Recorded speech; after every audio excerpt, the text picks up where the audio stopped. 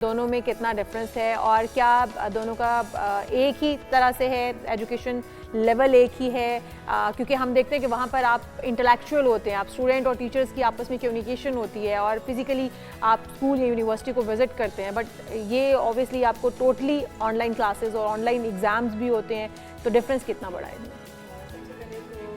Very much कि आपने मुझे आज इनवाइट किया इस इतने बड़े प्लेटफॉर्म के ऊपर, और ये मेरे लिए बड़ी ऑनर की बात है कि हमारा मैसेज वर्ल्ड वाइड जाना चाहिए। अच्छा, जहाँ तक आप फासलाती निज़ाम तालीम की बात करी हैं तो मैं आपको बताती चलूँ कि इसके अंदर बेनिफिट्स तो बहुत सारे हैं। अभी जैसे बीइंग अ रीजनल डायरेक्टर कसूर, तो मैं देख रही हूँ कि वहाँ पे बच्चों को बहुत ज़्यादा अवेयरनेस नहीं थी। बच्चियाँ ख़ास तौर पे, पेरेंट्स आपको पता है रिलेक्टेंट होते हैं, हेजिटेट होते हैं कि हम बच्चियों को यूनिवर्सिटीज़ नहीं भेजते। तो वहाँ पे मैंने जब खुद विज़िट्स किए, मैं बाहर निकली, मेरी लोगों से कम्युनिकेशन हुई, तो मैंने देखा कि वो लोगों ने बहुत प्रेफरेंस दी है हमारी यूनिवर्सिटी के अंदर, और उन्होंने कहा कि ये हमारे लिए इतना अच्छा प्लेटफॉर्म है कि हमारी बच्चियों को बुक्स तक घर आ जाती हैं, सिर्फ एग्ज़ाम के लिए बच्चियाँ जाती हैं, ऑनलाइन मोड के ऊपर पढ़ती हैं, इवन जो आपकी असाइनमेंट्स होती हैं जो आपने सबमिट करानी होती हैं उसके लिए भी हमारी बेटियों को नहीं जाना पड़ता। भाई हैं, बाप हैं या मैरिड हैं तो हस्बैंड्स हैं, तो वो जो ट्यूटर का एड्रेस होता है रेलिवेंट, वहाँ पर डिलीवर हो जाती हैं। तो इसके अंदर देखा ये जा रहा है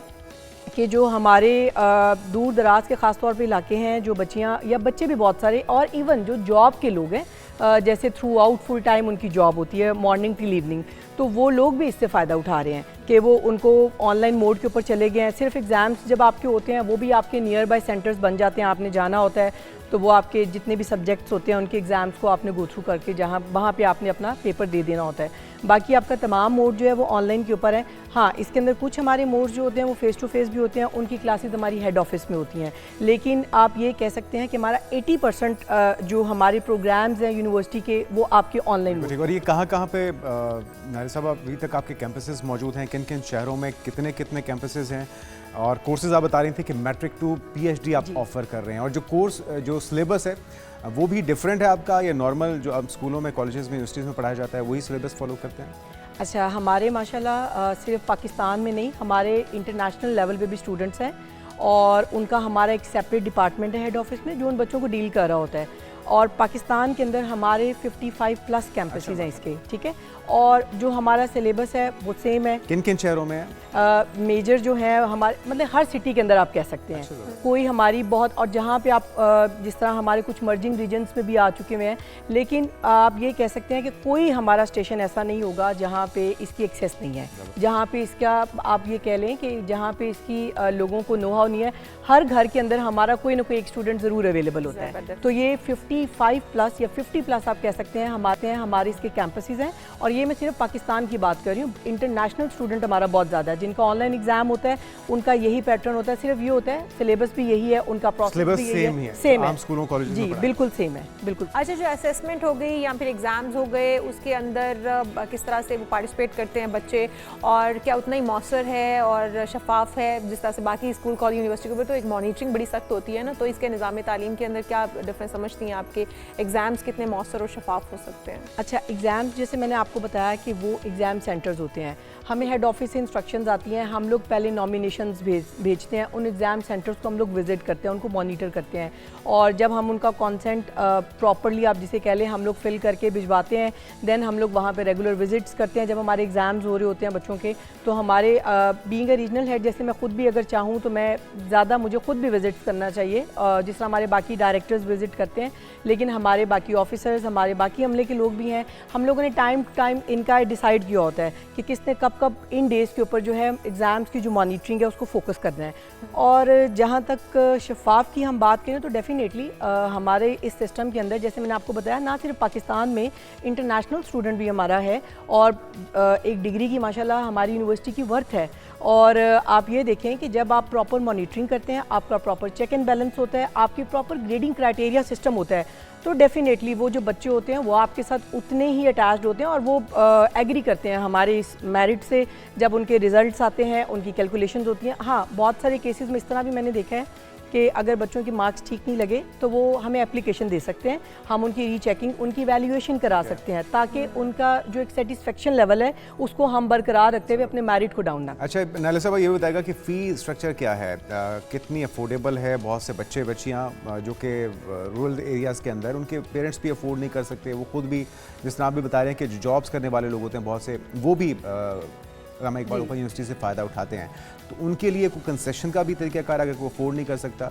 हाँ, ये बड़ा अच्छा, मेरे लिए बड़ा इंपॉर्टेंट फैक्टर है इसके ऊपर बात करना।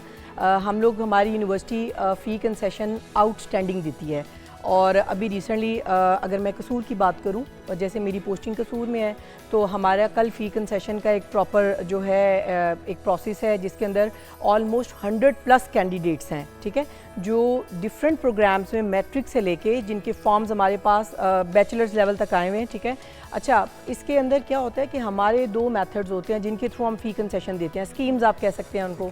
अब उसके अंदर जो आपका जो आपके शोधा के बच्चे हो गए, प्रिजनर्स वगैरह हो गए, और आपके ट्रांसजेंडर्स हो गए, ठीक है, और या हैंडीकैप्स बच्चे जो हो जाते हैं नॉर्मली, तो इन बच्चों को ख़ास तौर पे हमारी यूनिवर्सिटी फुल फ्लेज फ़ी दे रही है, और ख़ास 100% वेव ऑफ। मैं ट्रांसजेंडर्स की तो 100% फ़ी वेव ऑफ है, और मैं इनको बहुत ज़्यादा आजकल सर्च आउट कर रही हूँ कि ये लोग हमारी सोसाइटी का एक इम्पॉर्टेंट पार्ट हैं, और इनको एजुकेशन की तरफ ज़्यादा आना चाहिए। मतलब कि इनके लिए तो 1% भी हमारे ड्यूज़ नहीं है, और इनको ज़्यादा इस तरफ रुझान करना चाहिए। रिसेंटली अभी लास्ट वीक मेरा जेल में विज़िट था, कसूर डिस्ट्रिक्ट जेल के अंदर, तो वहाँ पे माशाल्लाह बहुत सारे प्रिजनर्स ने इंटरेस्ट लिया, उनका भी इसी तरह, मतलब कि BA तक उनको हम लोग अकोमोडेट कर रहे हैं। बाकी आपका मैट्रिक या फिर BA का जो प्रोग्राम है उसके अंदर भी आपको फुल फ़ी वेव ऑफ होती है, और कुछ हमारे जिस तरह MPhil के प्रोग्राम, MPhil हो गया और मास्टर लेवल पे, उनका अप टू 35% हम लोग देते हैं। उसकी रीज़न ये होती है कि बच्चों को जस्टिफिकेशन देनी पड़ती है, मतलब कि आप ये कह लें कि बच्चों को थोड़े से अपने कुछ क्रेडेंशियल्स पूरे करने पड़ते हैं कि आप अपने डॉक्यूमेंटेशन लाएं। लेट्स सपोज एक बच्चा हैंडीकैप है, तो वो हमें अपना वो प्रॉपर जो है एक सर्टिफिकेट दिखाएगा। अगर किसी के वालिद की डेथ हुई हुई है, ऑर्फन है, हमें सर्टिफिकेट दिखाए, तो उन बच्चों को फ़ी हो रही है, और यूनिवर्सिटी ये बहुत बड़े प्लेटफॉर्म के ऊपर फ़ायदा दे रही है। आप देखें मैट्रिक की फ़ी अगर आप लेट्स सपोज